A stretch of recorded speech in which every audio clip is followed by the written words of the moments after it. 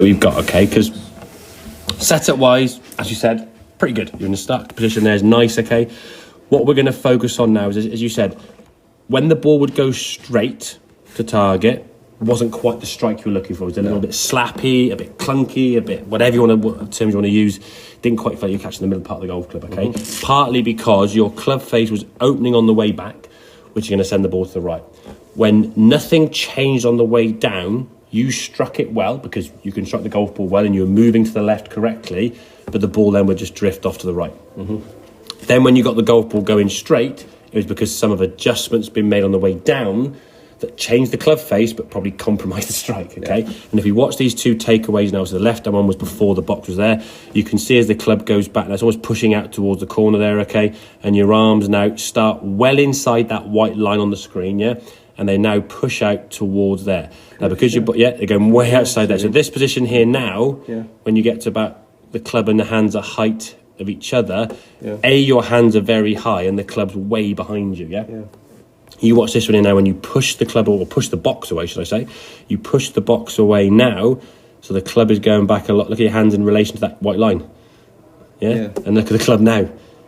So look at that club now is level with your hands and push back there. Difference, just looking at it.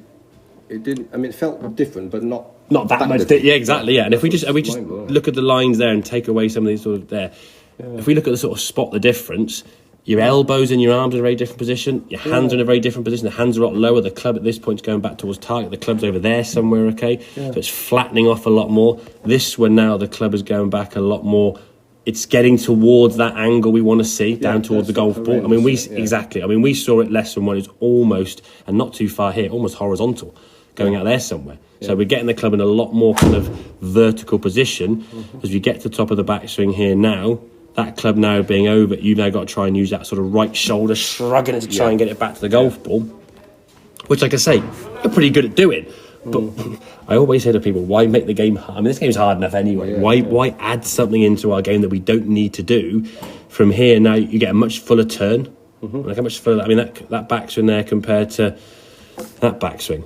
I don't know. I mean, that's turns. I mean, look at the club. I mean, the club's basically horizontal. There. Yeah, that's kind of your backswing position there, and that's your backswing there. Yeah. Firstly, it doesn't look like me, which is quite good. Is that a good thing, isn't it? Exactly. This is you 2023 now, Andrew. This is the new you, So now as the club then starts coming back down, we can drop it back down at a really good angle, back on plane there now. That club can now come from the inside. You can release your arms through the target, and the ball can then start, as you say, just right at the white line, and you can get that draw, all stemming from that. But to push that box away, you have to use effectively here a bit more there and a bit more there. When you did your takeaway before, you can just look at that there now. That's just forearms and wrists, isn't it? There's no real body movement there pushing that. And if you did have the box and you were doing this motion, the box would sort of spin in this direction and sort of go back. And we wouldn't have the edge of the mat properly because the club getting so high so quickly. The fact the box is sort of 2 or 3 inches deep there, okay? If you use your hands on the clubs off the ground that quick, you're only sort of using the top part of the box to move it, so you just barely move it. So the box would still be in the way. This one is actually pushed back. I mean, it's out the screen. I mean, you're pushing that back away. And again, it's not saying that we want your backswing to be powerful. We just want your backswing to be using muscles that are more powerful. That's the key thing, okay? We're not saying you've got to try and stand there and sort of like try and throw something back 30 yards behind you. But the fact you can move that box back as you do shows you're using muscles and joints that are stronger than just your wrists and your hands, which are great for speed on the way down. But not so good on the way back in terms of that power. So it's getting that takeaway. And once that club goes back stronger, you're like, okay, well, the brain's telling me now the club face is square to target. You can almost see the back of your club face there now is still facing the screen. Whereas this one here now, you get to there, let's frame back there. I mean, that club's basically rotated. That's toe up already, It's already, I mean, there's the club face, and now it's sort of just turning and turning. You can just sort of see your hands are rotating, the back of your glove hand, the sort of your left wrist there, sort of this fanning and twisting of the club face. It's just taking the golf club and doing that with it. If that happens on the way back, something on the way down, and you've got to happen to compensate. So I practice with that box thing at home. You can just stand in the living room and just push it back against the wall, just do takeaways and do this till it becomes what you naturally do. There's no reason to sort of stop doing that. Again, you can hit golf balls as we see doing it. and you can do swings without the golf ball. So you can do it Well, both that's it, yeah. ways, which is a good thing. You can practice it at home, just push Mm. until that becomes natural. Yeah. And I'll be honest with you, that isn't going to just go like, oh, I've got it. It's going to get to a point where you don't need the box there. Yeah.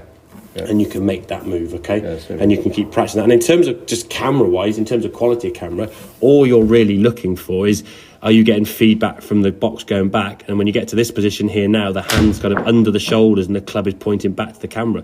Doesn't matter if it's a bit, I mean, this is a bit blurred anyway, but the club face is kind of there. Whereas this one, when the club goes back there, the club face is over here somewhere. Yeah. So it doesn't have to be like £10,000 worth of equipment to sort of see the club.